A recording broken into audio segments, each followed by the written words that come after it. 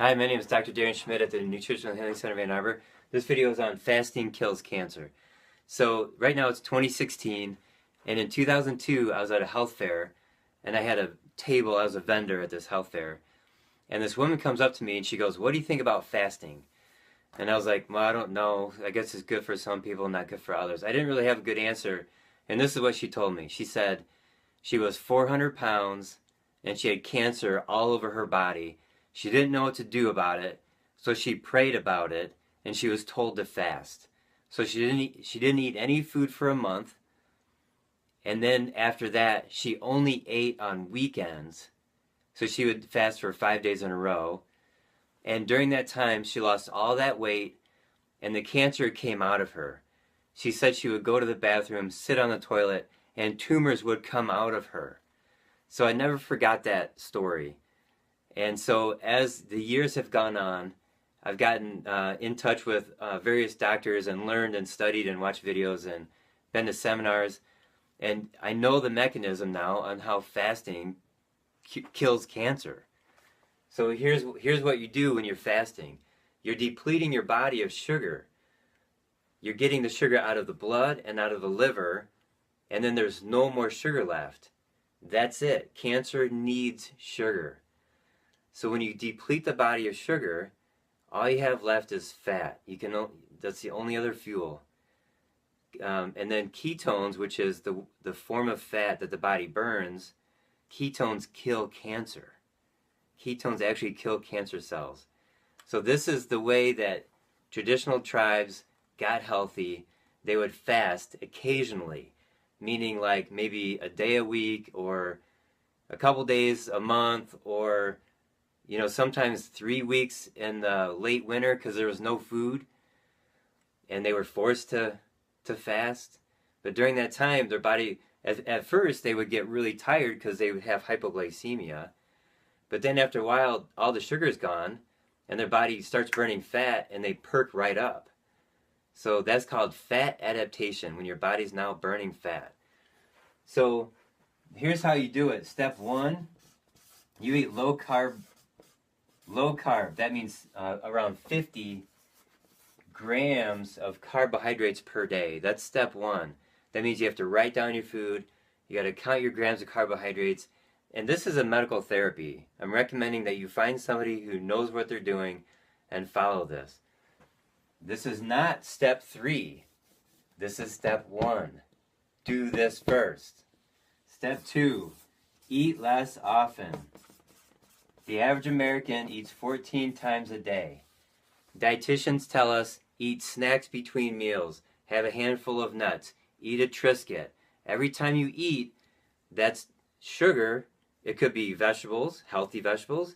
It could be even proteins digest like sugar. Some amino acids digest like sugar.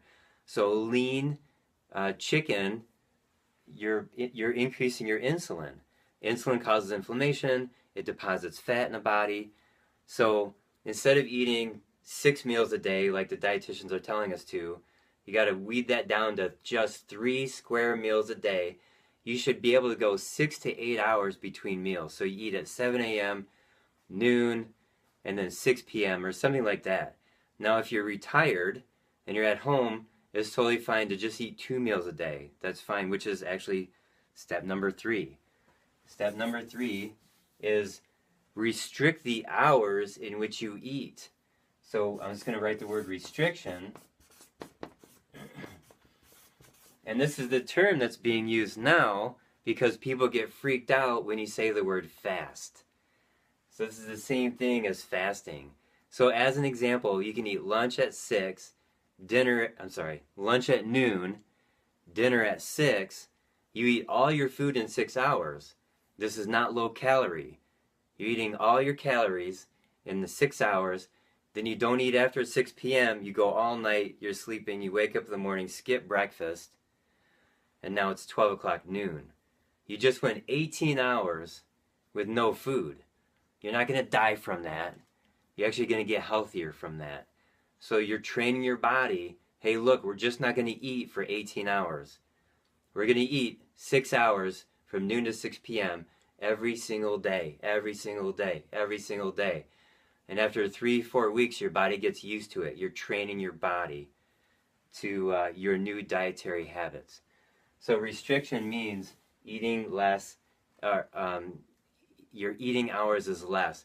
Now, some of the top researchers in this field, they only eat in 4 hours. They eat from like 2 until 6, or from 11 a.m. until 3 p.m. And these guys are top athletes. They're endurance athletes. There's one guy named Dr. D'Agostino.